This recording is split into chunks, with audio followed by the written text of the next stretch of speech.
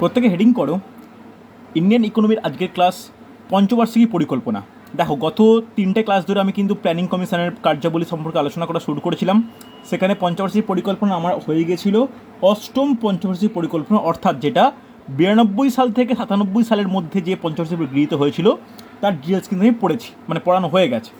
Next আজকে তোমরা যেটা হেডিং করবে যে নবম পঞ্চবার্ষিকী পরিকল্পনা।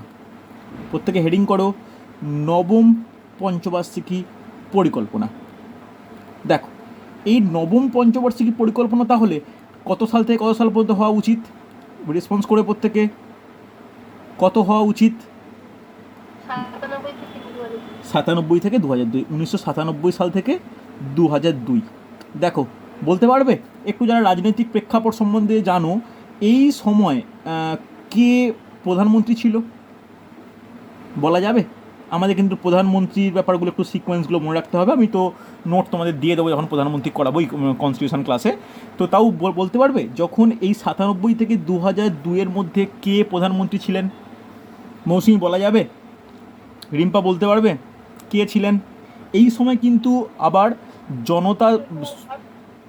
ভারতীয় জনতা পার্টি বা বিজেপি ক্ষমতায় অটল বিহারী বাজপেয়ী, একদমই তাই, ক্ষমতায় ফিরে আসে অটল বিহারী বাজপেয়ী। কিন্তু হ্যাঁ, একদমই তাই, অটল বিহারী বাজপেয়ী কিন্তু 1999 থেকে 2004 পর্যন্ত উনি ক্ষমতায় ছিলেন। তারপরে আবার কংগ্রেস ক্ষমতায় ফিরে আসে, এনডিএ। তো সেখানে হচ্ছে মনমোহন সিং আবার 2006 সাল থেকে 2004 সাল থেকে একদম 2014 সাল পর্যন্ত টানা 10 বছর ছিলেন। যাই হোক, তাহলে এই নবম পঞ্চবার্ষিকী পরিকল্পনায় 4টে জিনিসের উপর কিন্তু গুরুত্ব দেওয়া হয়েছিল।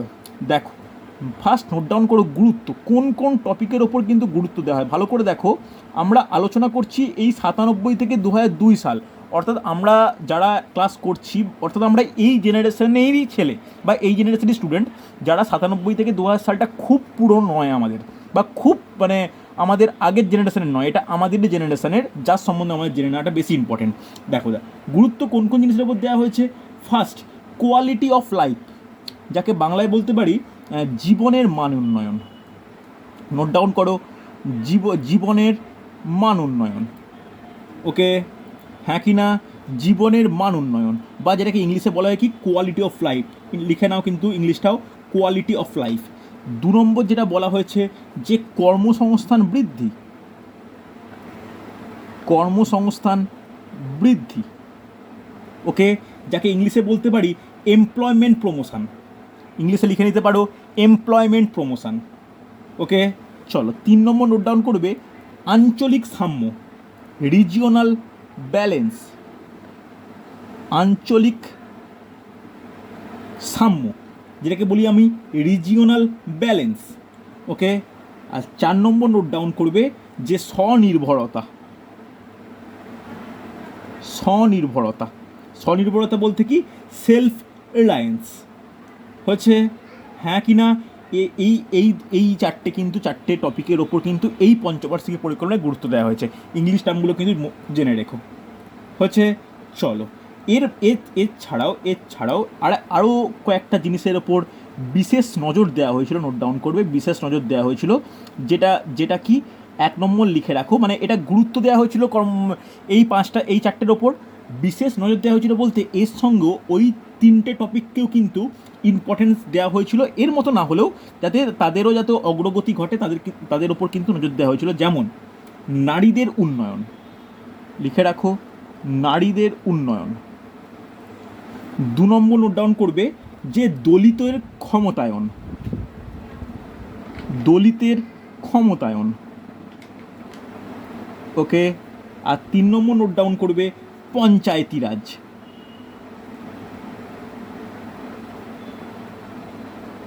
ওকে, এই 3টের ওপর কিন্তু বিশেষ গুরুত্ব দেওয়া হয়েছিল, অসুবিধা নেই। এরপর আমার যেটা জানার দরকার সবসময় বলে দিই যে এই সময় কিন্তু জিডিপির ক্ষেত্রে কি বলবো, জিডিপির ক্ষেত্রে আমরা বৃদ্ধি হারটা লক্ষ্য করি। তো এখানে লিখে নাও জিডিপি বলে হেডিং করো। জিডিপির পয়েন্ট কিন্তু খুব ইম্পর্টেন্ট, লিখে রাখো লক্ষ্যমাত্রা ছিল। আমরা সবসময় দেখি যে যখন পঞ্চবার্ষিকী পরিকল্পনা শুরু হয় একটা লক্ষ্যমাত্রা নিয়ে জিডিপি দিয়ে এগোয়, হয়তো সেটা অ্যাচিভ করা যায়, কোনো ক্ষেত্রে অ্যাচিভ করা যায় না। এখানে ছিল জিডিপি 6.5%, যেখানে অর্জিত হয়েছে 5.4%। ওকে, মাথায় রাখা প্রয়োজন। বোঝা গেছে? হ্যাঁ কি না? এটা কিন্তু খুব গুরুত্বপূর্ণ হয়েছে।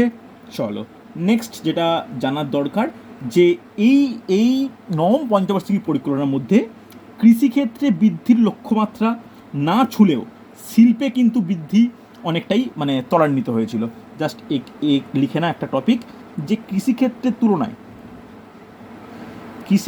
তুলনায় তুলনায় শিল্পক্ষেত্রে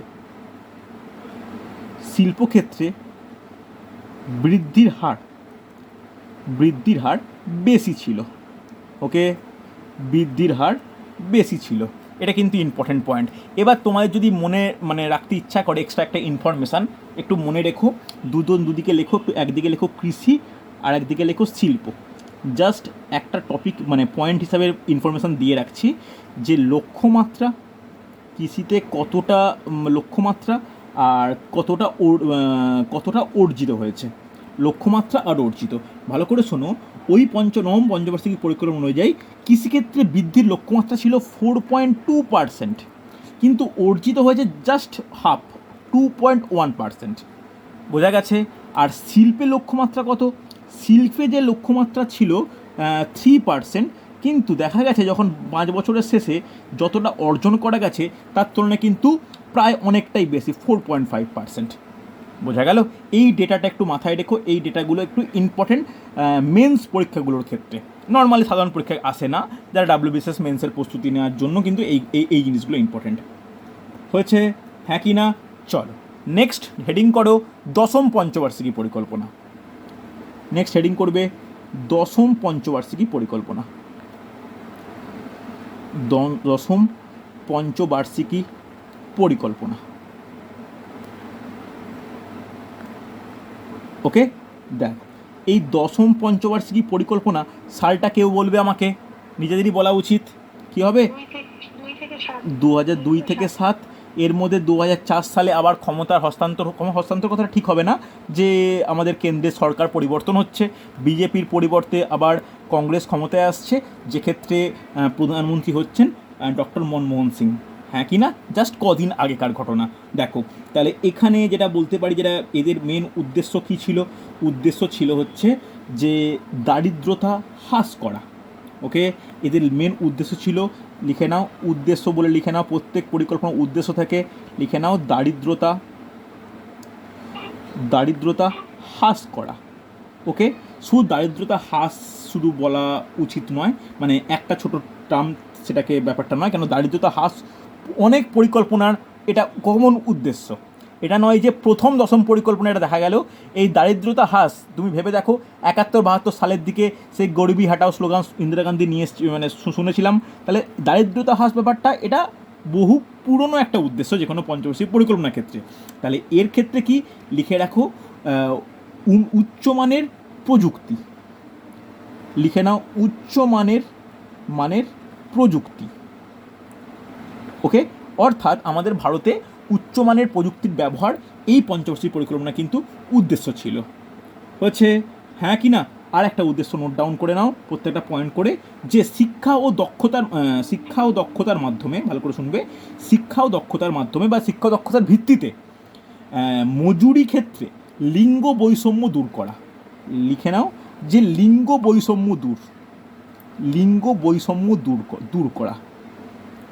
ওকে, যে নারী আর পুরুষের যে আলাদা ব্যাপারটা কোনো মজুরির ক্ষেত্রে, শিক্ষাক্ষেত্রে বিভিন্ন দক্ষতার ভিত্তিতে যে সবসময় যা হবে ডিপেন্ড করবে মেরিট বা দক্ষতার ওপর, লিঙ্গর বৈষম্যের ভিত্তিতে কিন্তু কোনো কিছু হবে না।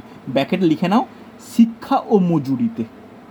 অনেক জায়গায় থাকে কোনো জায়গায় কোনো মজুরির ক্ষেত্রে যে পুরুষদের বেশি নারীদের কম, এই ব্যাপারটা কিন্তু চূড়ান্তভাবে হ্রাস করা বা একদম বন্ধ করা ছিল এই পঞ্চবার্ষিক পরিকল্পনার উদ্দেশ্য।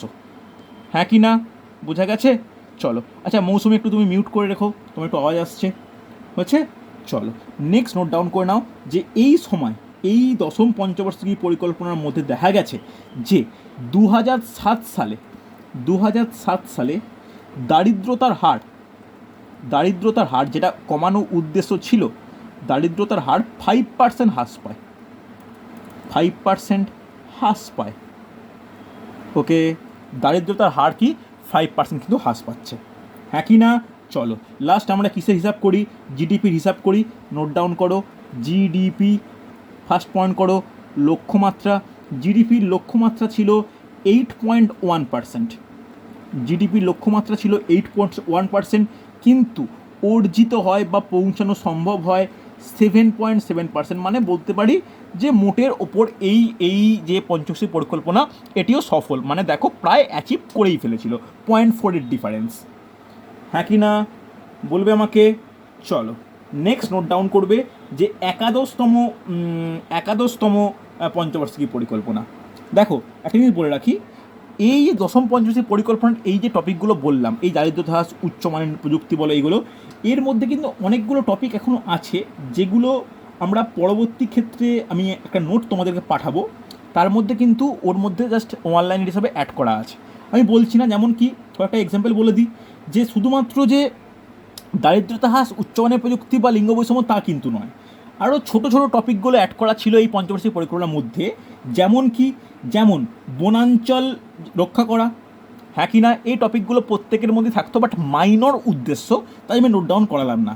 বা প্রসূতিকালীন মায়ের চিকিৎসা, সাক্ষরতার হার, শিশু মৃত্যুর হার, জনসংখ্যা যাতে বৃদ্ধির হার কমানো যায়, প্রত্যেককে যেন প্রাথমিক শিক্ষা দেওয়া যায়, এগুলো একটা মাইনর লক্ষ্য ছিল দশম পঞ্চবার্ষিক পরিকল্পনার মধ্যে। মানে পরিকল্পনা, যে উদ্দেশ্যগুলো যে কোনো পরিকল্পনার মধ্যেই থাকে, তাই আমি এগুলোকে ইন্ডিকেট করলাম না। যদি তোমরা মনে হয় লিখে নিতে পারো যে সাক্ষরতার হার বৃদ্ধি, শিশু মৃত্যু কমানো, বনাঞ্চল রক্ষা করা, পানীয় জলের ব্যবস্থা করা, এই ব্যাপারগুলো কিন্তু প্রত্যেকটা বৃহৎ নদীকে দূষণমুক্ত করা, এগুলো কিন্তু এই দশম পঞ্চবার্ষিক পরিকল্পনার মধ্যে কিন্তু ইম্পর্টেন্টভাবে ছিল, হয়েছে। তবে হ্যাঁ, এইগুলো প্রত্যেকটা মাইনর উদ্দেশ্য, মেজর কিন্তু এই কয়েকটা। বোঝা গেছে? চলো নেক্সট নোট ডাউন করবে একাদশতম। কত সাল থেকে কত সাল বলা উচিত? 7 থেকে 12। দেখো একাদশ পঞ্চবার্ষিকী পরিকল্পনা, লিখে নাও 2007 থেকে 2012। দেখো বলে দিই, যে কোনো কম্পিটিটিভ এক্সামের ক্ষেত্রে এই ইন্ডিয়ান ইকোনমির এই পঞ্চবার্ষিকী পরিকল্পনার 5 ইয়ার প্ল্যানটা সব থেকে গুরুত্বপূর্ণ বা ইম্পর্টেন্ট পার্ট, যার মধ্যে প্রচুর ইনফরমেশান কিন্তু দেওয়া আছে। চল এখানে কি এই একাদশের মধ্যে কি দেখা গিয়েছিল, দেখো এই 7 থেকে 12 এর মধ্যে যে 9 সালের যে ভোট হয়েছিল, 9 সালের ভোটে, লোকসভা ভোটে কেন্দ্র সরকারের কোনোরূপ পরিবর্তন হয়নি। এই কারণে কি হয়, একটা স্টেবল সরকারের মধ্যে ছিল। ডক্টর মনমোহন সিং 2004 থেকে 9 থেকে 14 পর্যন্ত কিন্তু প্রধানমন্ত্রী ছিলেন, হয়েছে। চলো এর ক্ষেত্রে ভালো করে শোনো, এর উদ্দেশ্য কী ছিল। এর উদ্দেশ্য কিছু মানে বেশ মডার্ন টাইপ উদ্দেশ্য, যার মধ্যে ফার্স্ট, সকল গ্রামে ব্রডব্যান্ড সংযোগ। নোট ডাউন করা উদ্দেশ্য, সকল গ্রামে ব্রডব্যান্ড সংযোগ। ওকে, অর্থাৎ দেখো টেকনোলজির দিকে কতটা কিন্তু এগোনো হচ্ছে, এটা কিন্তু ইম্পর্ট্যান্ট, হচ্ছে। নোট ডাউন করো সকলের জন্য বিদ্যুৎ। নেক্সট পয়েন্ট, সকলের জন্য বিদ্যুৎ, হ্যাঁ কি না। এই কারণে বর্তমান ভারতের খুব কম জায়গায়, খুব কম গ্রামে বিদ্যুৎ পৌঁছায়নি, বেশিরভাগ কিন্তু বিদ্যুৎ পৌঁছে গেছে বললেই চলে, হয়েছে। হ্যাঁ কি না। চলো নেক্সট নোট ডাউন করবে যে মাথাপিছু আয় দ্বিগুণ করা। মাথাপিছু আয়কে ইংলিশে কি বলে? আমি ন্যাশনাল ইনকাম পড়ানো হয়ে গেছে, কে বলবে? পার ক্যাপিটা ইনকাম বা পিসিআই। Very good. তাহলে এই পার ক্যাপিটা ইনকাম বা মাথাপিছু আয় দ্বিগুণ করা, এইগুলো মোটামুটি বলতে পারি যে একাদশতম পঞ্চবার্ষিকী পরিকল্পনার কিন্তু উদ্দেশ্য।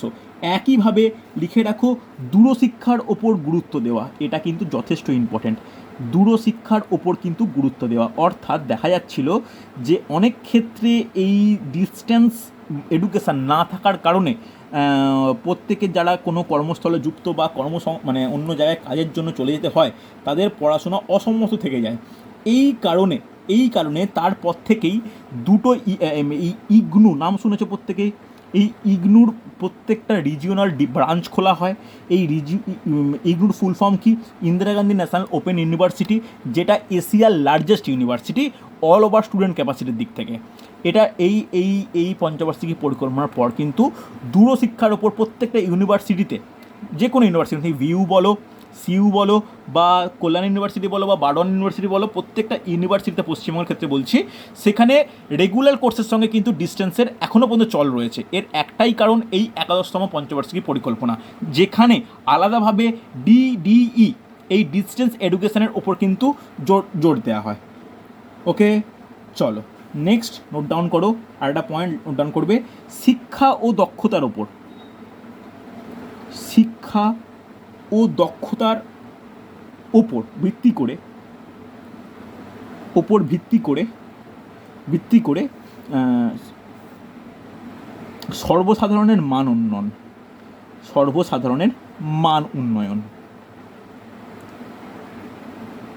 ওকে, এই গেল কী ছিল, এইগুলো হচ্ছে 11তম পঞ্চবার্ষিকী পরিকল্পনার উদ্দেশ্য। তাহলে এই উদ্দেশ্যগুলোকে আমি বলতে পারি, একটা একদম ক্লিয়ারলি বলা যেতে পারে যে এদের টোটাল ভিত্তি কী ছিল। দেখো, উদ্দেশ্যের ওপর ভিত্তি করে বেস বা ভিত্তি বলা যায়। তাহলে এই কোশ্চেনটা কিন্তু এসছে ডাব্লিউবিসিএসে, যে 11তম পঞ্চবার্ষিকী পরিকল্পনার ভিত্তি কী ছিল। একটা ইংলিশ টার্ম কিন্তু খুব গুরুত্বপূর্ণ, লিখে নাও, ইনক্লুসিভ গ্রোথ। যখনই কোনো টপিক আমাদের পড়ার দরকার হয়, বেশিরভাগ কিন্তু ইংলিশ টার্মেই পড়ি, তো তাই ইনক্লুসিভ গ্রোথ। এবার যদি তোমরা এর বাংলা মিনিং জিজ্ঞেস করো, তাহলে কী হবে, যেটা ডাব্লিউবিসিএস কোশ্চেনে উল্লেখ ছিল, স্টুডেন্টরা কিন্তু সমস্ত পড়েছিল, লিখে রাখো সার্বিক সমৃদ্ধি। ওকে, এটা কিন্তু খুব ইম্পর্ট্যান্ট, কার এই 11তম পঞ্চবার্ষিকী পরিকল্পনার উদ্দেশ্য। হ্যাঁ কি না হচ্ছে? চলো নেক্সট যেটা জানার দরকার, যে জিডিপি লক্ষ্যমাত্রা আর অর্জিত। নোট ডাউন করে নাও, 11তম পঞ্চবার্ষিকী পরিকল্পনায় লক্ষ্যমাত্রা ছিল 9%, এবং তার সঙ্গে 5 বছরে বিভিন্ন ডেভেলপমেন্টের মাধ্যমে অর্জিত হয় কিন্তু কত, 8%। ওকে, এটা কিন্তু যথেষ্ট ইম্পর্টেন্ট হয়েছে। তবে আর একটা যেটা উল্লেখযোগ্য ব্যাপার এই পঞ্চবার্ষিক পরিকল্পনার মধ্যে, সেটা হচ্ছে সেক্স রেশিও। কেউ বলতে পারবে সেক্স রেশিও মানে কি? কারো কোনো আইডিয়া আছে? বলা উচিত কিন্তু। সেক্স রেশিও মানে কি? হ্যাঁ, মানে 1000 জন পুরুষের মধ্যে কতজন নারী, সেই অনুপাতটাকে বলা হয় সেক্স রেশিও। একটা জিনিস খুব ইম্পর্টেন্ট, যে এই সেক্স রেশিও যেটা 2011-12 ছিল কত, 2011-12 ছিল 935। ওকে, মানে 935 বলতে 1000 জন পুরুষে মহিলার সংখ্যা 935। লক্ষ্য ছিল, ভালো করে শোনো, লক্ষ্য ছিল এইটাকে 2016-17 সালের মধ্যে 950+ করা। ওকে, এটা হচ্ছে সেক্স রেশিও। অর্থাৎ এটার মাধ্যম কী ছিল, অর্থাৎ এটা কীভাবে করা সম্ভব? এটা তো পুরোপুরি ক্রোমোজোমাল ব্যাপার, এরকম তো হয় না। তবে কীভাবে সম্ভব একটাই কারণে, কি, যে কন্যা ভ্রূণ হত্যা রোধ। নোট ডাউন করে নাও, কন্যা ভ্রূণ হত্যা রোধ, এটাই ছিল একমাত্র উপায় এই সেক্স রেশিওটাকে বাড়ানোর। কথাটা বোঝা গেছে? কন্যা ভ্রূণ হত্যা রোধ হয়েছে, কারণ আমরা রাজস্থান সাইডে, হরিয়ানা সাইডে এখানে এখনও প্রবলভাবে এই কন্যা ভ্রূণ হত্যা ব্যাপারটা থাকে। এটা কমানোর মাধ্যমেই কী করা হয়, এটাকে বাড়ানো সম্ভব, আর কোনোভাবে কিন্তু সম্ভব নয়। তো এটা তখনই বাড়বে যদি এটা রোধ হয়, এবং সেটা সম্ভব হয়েছে বলেই এখন প্রায় 965, এমনকি কিছু স্টেটে 1000 ক্রস করে গেছে। অর্থাৎ সেখানে মেয়েদের সংখ্যা বা ফিমেলের সংখ্যা মেলদের থেকে পার 1000-এ বেশি। ওকে, চলো তাহলে এতটা পর্যন্ত কী দেখলাম, 11তম পঞ্চবার্ষিকী পরিকল্পনা। এরপর যেটা কি, এরপর দেখব কি, দ্বাদশ পঞ্চবার্ষিকী পরিকল্পনা। নোট ডাউন করো, এটাই আমাদের শেষ পঞ্চবার্ষিকী পরিকল্পনা। নোট ডাউন করবে, দ্বাদশ পঞ্চবার্ষিকী পরিকল্পনা। কত সাল থেকে কত সাল? 2012 থেকে 2017। এরা স্টার্ট দিয়ে রাখো। কেন স্টার্ট দেবো বলতে পারবে? কেন স্টার্ট দিলাম বলা উচিত।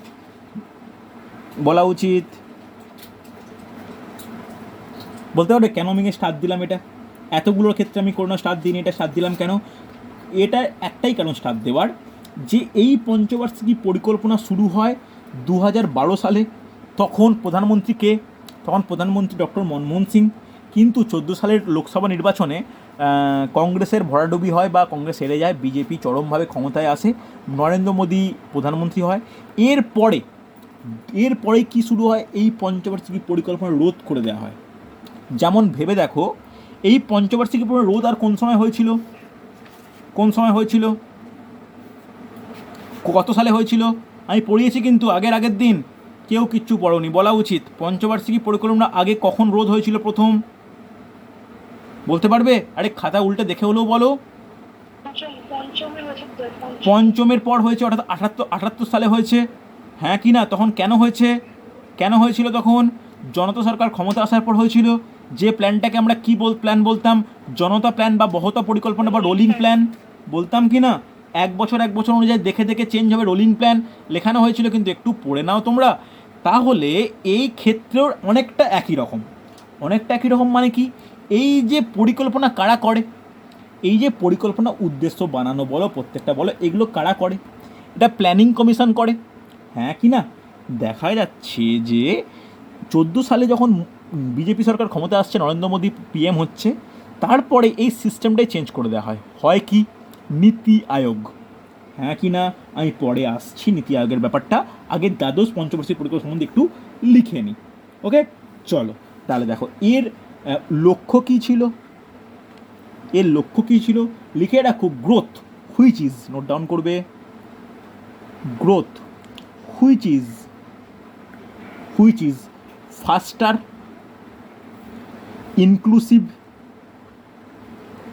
ইনক্লুসিভ অ্যান্ড সাস্টেনেবল এই তিনটে ওয়ার্ডের উপর গুরুত্ব দেওয়া হয়। এর মানে কি বলতে পারবে? ফাস্টার মানে গ্রোথ বলতে কি, বৃদ্ধি ঘটবে, খুব দ্রুত হারে ঘটবে, সার্বিকভাবে এবং সকলের জন্য ঘটবে, এবং সেটা স্থায়ী হবে, হ্যাঁ কি না? তোমার লিখে নিতে পারো, দ্রুত, সার্বিক এবং স্থায়ী, হ্যাঁ কি না? ভালো করে দেখো, খুব গুরুত্বপূর্ণ, বোঝা গেছে, হ্যাঁ কি না? চলো, এক্ষেত্রে দেখা গেছে, ভালো করে শোনো, এক্ষেত্রে দেখা গেছে যে এই পঞ্চবার্ষিকী পরিকল্পনা, শেষ পরিকল্পনা, এখানে কি ছিল, এদের উদ্দেশ্য কি ছিল? উদ্দেশ্য থাকবেই, উদ্দেশ্য দেখো এর মধ্যে কিন্তু বলে দেওয়া আছে, তাড়াতাড়ি করতে হবে, সার্বিকভাবে করতে হবে, আর স্থায়ীভাবে করতে হবে। লিখে নাও যে উদ্দেশ্য ছিল কি, একদম পরপর পয়েন্ট করো, যে দারিদ্রতা দূরীকরণ, 2 নম্বর লেখো কর্মসংস্থান, 3 নম্বর লেখো শিক্ষা ও স্বাস্থ্যের সার্বিক উন্নয়ন, ওকে, এই হচ্ছে দ্বাদশ পঞ্চবার্ষিক পরিকল্পনা। এর থেকে বেশি তথ্য আমাদের প্রয়োজন হচ্ছে না জানানোর। কেন প্রয়োজন হচ্ছে না? কারণ আমরা দেখতে পাবো যে এর পরেই কী হচ্ছে, নীতি আয়োগ ফর্ম করে যাচ্ছে, হ্যাঁ কি না? তাই মোটামুটি আমাদের পঞ্চবার্ষিক পরিকল্পনা বললেই এই দ্বাদশ পঞ্চবার্ষিক পরিকল্পনার এতটা পর্যন্তই আমাদের পড়া প্রয়োজন বা পড়া উচিত হয়েছে। এরপরে তাহলে কি হচ্ছে দেখো, যেই ক্ষমতায় আসছে, ক্ষমতায় এলে কি হচ্ছে, প্ল্যানিং কমিশনটা পুরোপুরি পরিবর্তিত হচ্ছে, যাকে আমরা বলতে পারি কি, এই নীতি আয়োগ, যার ফুল ফর্ম কি, national institution for transforming India Aayog. Okay, চলো প্রত্যেকে হেডিং করো পঞ্চবার্ষিকী পরিকল্পনার পরে নেক্সট টপিক নীতি আয়োগ। তাহলে এতখানি আমরা যেটা দেখলাম সেটা কিন্তু পঞ্চবার্ষিকী পরিকল্পনার মধ্যে। এরপর আমাদের পড়তে হবে কিন্তু নীতি আয়োগ কিন্তু খুব ইম্পর্ট্যান্ট। দেখো, NITIAAOG, বা যেটা বাংলায় বলতে বলে নীতি আয়োগ। আমরা পেপার খুললেই বা কোনো ক্ষেত্রে নীতি আয়োগের কথা বা নাম আমরা মোটামুটি পরিচিত, নীতি আয়োগ। এবার নীতি আয়োগ এই কথাটা কিন্তু হিন্দি শব্দ, ওকে, যাকে বলতে পারি নীতি আয়োগ মানে কি, নীতি আয়োগের ইংলিশ কথা যদি বলি, এটা কিন্তু প্ল্যানিং কমিশন নয়, that is policy commission. First note down করো, policy commission.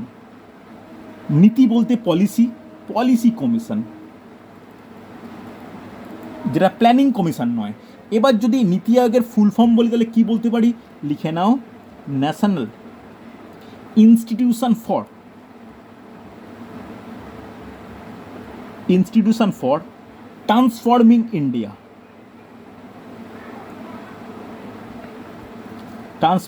India, India Aayog. Okay, তাহলে এই নীতি আয়োগ শব্দটা কিন্তু পুরোপুরি হিন্দি শব্দ, যেটা পরবর্তী ক্ষেত্রে কী বলছি, যে নীতি নির্ধারক কমিটি যা প্ল্যানিং কমিশনের পরিবর্তে গঠিত হয়। লিখে রাখো, এটি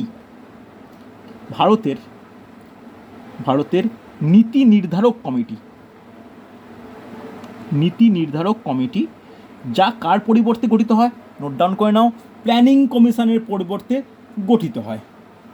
হ্যাঁ কি না, ভালো করে শোনো, খুব গুরুত্বপূর্ণ কিন্তু হচ্ছে। চলো নেক্সট নোট ডাউন করে নাও, খুব গুরুত্বপূর্ণ, যে এর উদ্দেশ্য কী ছিল, এই নীতি আয়োগ যে ফর্ম করছে এর উদ্দেশ্য কী ছিল। দেখো, এর উদ্দেশ্য যেটা ছিল, এতদিন ভারতের কোনো কিছু যে প্ল্যানিং বলো, যেটা আমরা বলতে পারি যে পঞ্চবার্ষিক পরিকল্পনা কে নির্ধারণ করতো, প্ল্যানিং কমিশন। এখানে রাজ্যের কিন্তু কোনো ভূমিকা ছিল না, এতগুলো যে স্টেট তার কিন্তু ভূমিকা ছিল না।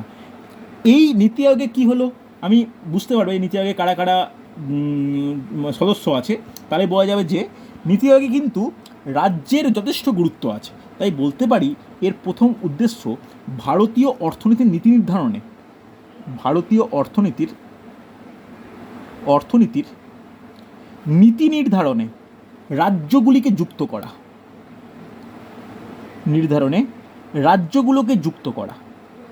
অর্থাৎ রাজ্যগুলো যুক্ত না হলে রাজ্যগুলোর যে প্রবলেমগুলো সেগুলো কিন্তু পঞ্চবার্ষিকী পরিকল্পনায় প্রতিফলিত হতো না। এটা কিন্তু উদ্দেশ্য, যে রাজ্যগুলোকে যুক্ত করা হলে ভারতের এত বড় প্রান্তে বিভিন্ন কালচারের মানুষজনের ক্ষেত্রে কী প্রয়োজন সেটা কিন্তু রাজ্য সরকার ভালো বুঝতে পারে। তো সেখানে যৌথভাবে একটা ইকোনমিক উন্নতি সাধন। বোঝা গেছে হ্যাঁ কি না? চলো, এটা হচ্ছে ফার্স্ট।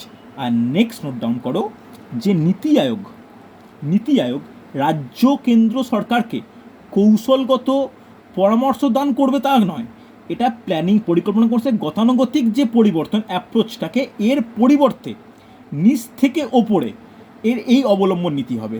জাস্ট একটা জিনিস নোট ডাউন করে নাও, যে টপ বটম অ্যাপ্রোচ, আমি তোমাদের এক্সপ্লেন করে দিচ্ছি, লিখে নাও, টপ বটম বলছি, টপ ডাউন অ্যাপ্রোচ এটা পরিবর্তনে কী হচ্ছে, বটম আপ অ্যাপ্রোচ।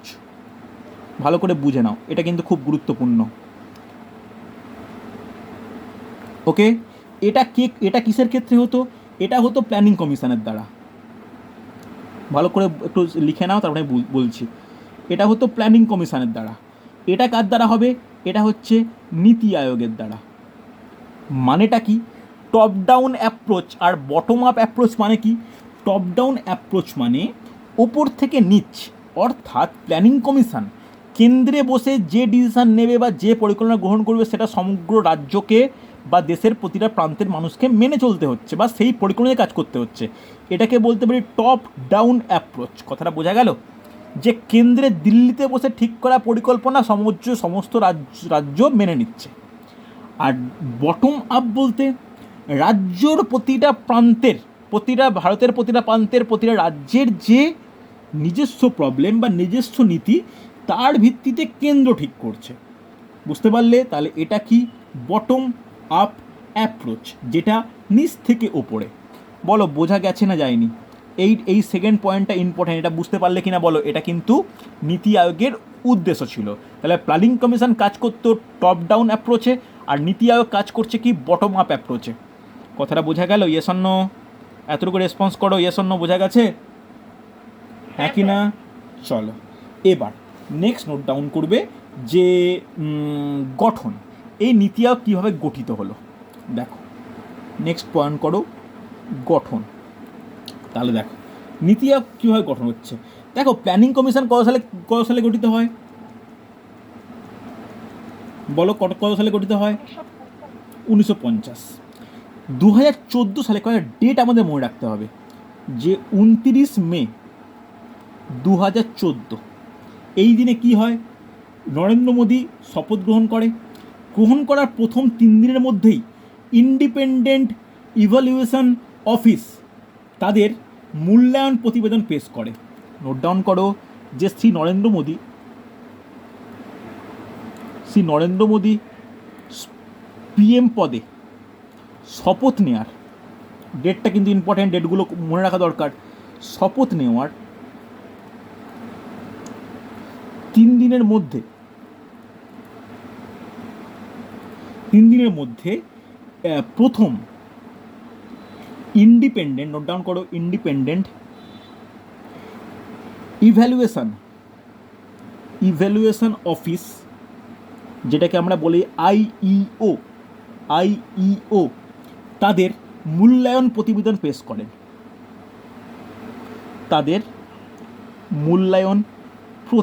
পেশ করেন। ওকে, অর্থাৎ এতদিনের যে পঞ্চবার্ষিকী পরিকল্পনা তার কি হিসাব বা তার কি ব্যাপার, যারা এই ইন্ডিপেন্ডেন্ট এভলিউশন অফিস থেকে সমস্ত তথ্য কী হচ্ছে পিএমওতে চলে আসছে। পিএমও বলতে প্রাইম মিনিস্টার অফিসিয়াল, তার ডিপার্টমেন্টে সমস্ত কিছু চলে আসছে। হ্যাঁ কি না বোঝা গেছে? এরপরে ওই সময় এটা তথ্য লিখে রাখতে পারো যে তৎকালীন আইইও এর যে প্রধান শ্রী অজয় চিব্বার, ইনি বলেন যে প্ল্যানিং কমিশনের পরিবর্তে সেন্ট্রাল কমিশনের একটা কিছু ফর্ম করা প্রয়োজন।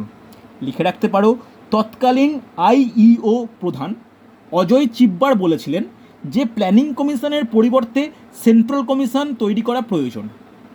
ওকে, এরপরে কি হয় নোট ডাউন করো, 13 অগাস্ট 2014 কী হচ্ছে ভালো করে দেখো, ডেটগুলো সিকোয়েন্সগুলো মনে রাখা দরকার। কি ঘটছে লিখে রাখো, মোদী সরকারের ক্যাবিনেটে প্ল্যানিং কমিশনকে বাতিল ঘোষণা করা হয়। লিখে নাও, প্ল্যানিং কমিশনকে বাতিল ঘোষণা করা হয়। ওকে, কোনো অসুবিধা নেই। তাহলে প্ল্যানিং কমিশন কি হচ্ছে, বাতিল হচ্ছে 13 আগস্ট। ওকে, চলো এইবার দেখা গেল যেটা খুব গুরুত্বপূর্ণ, 15 আগস্ট 2014 স্বাধীনতা দিবসের প্রাক্কালে, নোট ডাউন করো, 15 আগস্ট 2014 স্বাধীনতা দিবসের প্রাক্কালে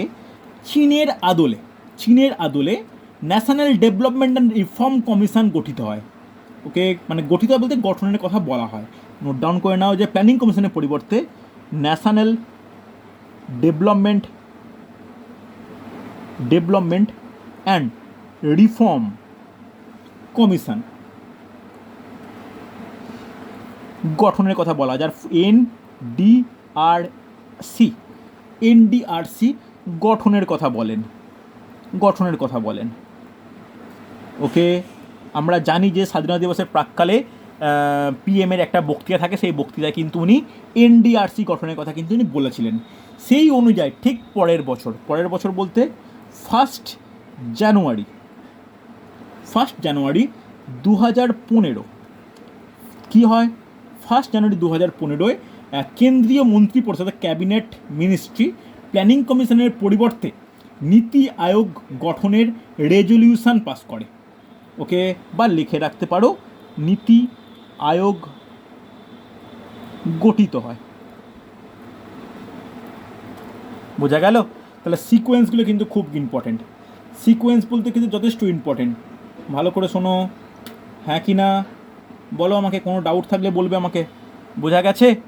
চলো লাস্ট নোট ডাউন করবে, খুব ইম্পর্টেন্ট, নোট ডাউন করে নাও যে সদস্য, নেক্সট নোট ডাউন করবে সদস্য, কারা নীতি আয়োগের সদস্য। দেখো, ফার্স্ট অনেকগুলো পার্টে ভাগ করা প্রয়োজন। ফার্স্ট হচ্ছে চেয়ারপারসন সবসময় কে হবে? দেখো, চেয়ারপারসন হবে হচ্ছে পিএম, চেয়ারপারসন অলওয়েজ হবে হচ্ছে পিএম। তাহলে বর্তমানে কে লিখে রাখো, পিএম নরেন্দ্র মোদী। এরপরে কে থাকবে? একজন সিইও থাকবে। সিইও বর্তমানে কে? অমিতাভ কান্ত। লিখে রাখো,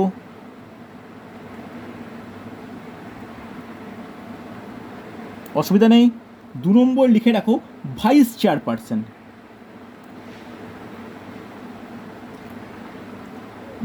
চেয়ারপারসন। দেখো, প্রথমে যখন 2015 সালে ফর্ম করে তখন কি ছিল? অরবিন্দন পানগেরিয়া। ওকে, বর্তমানে কে? ডক্টর রাজীব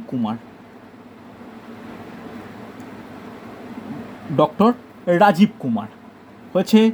এছাড়া 3 নম্বর নোট ডাউন করবে যে এক্স অফিস মেম্বার,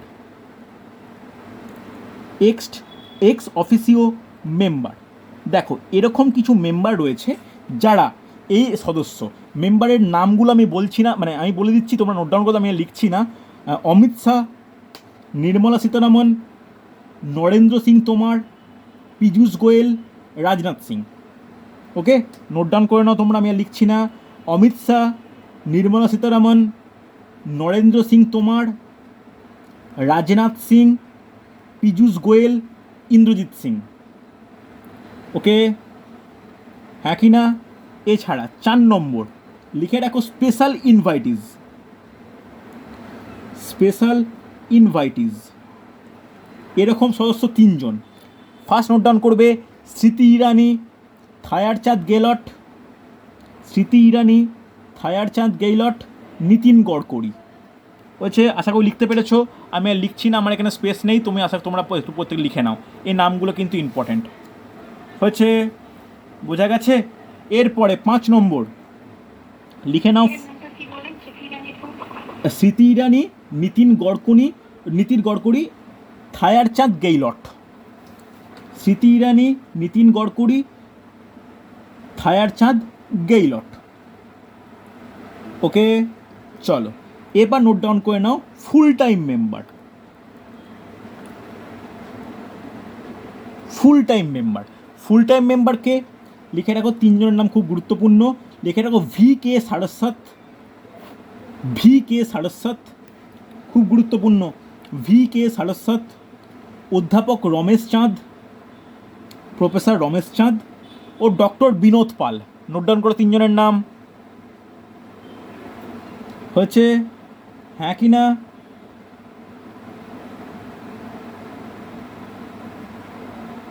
হয়েছে, চলো। এছাড়া 6 নম্বর নোট ডাউন করবে যে গভর্নিং কাউন্সিল লিখে রাখো সমস্ত রাজ্যের মুখ্যমন্ত্রী এবং কেন্দ্রশাসিত অঞ্চলের লেফটেন্যান্ট গভর্নর। নোট ডাউন করবে সমস্ত রাজ্যের মুখ্যমন্ত্রী ও কেন্দ্রশাসিত অঞ্চলের লেফটেন্যান্ট গভর্নর। নোট ডাউন করেছো? এই হচ্ছে সদস্য, মনে রেখো এই সদস্য, এই ভিত্তিতে কিন্তু আমাদের নীতি আয়োগ গঠিত। বোঝা গেছে? এরপরে আমরা যেটা করব ভালো করে শুনে নাও, যে পরের ক্লাসে যে নীতি আয়োগের সঙ্গে প্ল্যানিং কমিশনের কাজের কি পার্থক্য, তারপরে যেটা ডিসকাস করব যে নীতি আয়োগ কীভাবে কাজ করছে বা কীভাবে কৌশলভাবে এগোচ্ছে, আর তার সঙ্গে স্পেশাল নোট হিসাবে আমরা আলোচনা করব যে বিভিন্ন পঞ্চবার্ষিকী পরিকল্পনার ক্ষেত্রে যে পয়েন্টগুলো কোথায় কোথায় হয়, যেটা জিস্ট বলতে পারি, এতদিন যেটা পড়ালাম তার জিস্ট হিসাবে আমি নোট ডাউন করিয়ে দেবো, যেখান থেকে কিন্তু কোশ্চেন আসার সম্ভাবনা বেশি থাকে। বোঝা গেছে? তাহলে দেখো আর একটা ক্লাস নিলে আমার যে ইকোনমিক প্ল্যানিং বা নীতি আয়োগ, এটা কিন্তু পুরোপুরিভাবে কমপ্লিট হবে। বোঝা গেল? নেক্সট ক্লাসে আমরা ডিসকাস করব, নেক্সট টপিক আর কি, এটা শেষ হয়ে গেলে, যে দারিদ্রতা ও বেকারত্ব, প্রভার্টি অ্যান্ড আনএমপ্লয়মেন্ট, ওটা কিন্তু গুরুত্বপূর্ণ টপিক। ওই টপিকটা আমরা আরম্ভ করবো যখন প্ল্যানিং কমিশন বা ইকোনমিক প্ল্যানিং শেষ হয়ে যাবে তারপর। ওকে, চলো, আশা করি এই প্রত্যেক লিখতে পেরেছো, কোনো অসুবিধা নেই। চলো তাহলে আজকে এতটাই।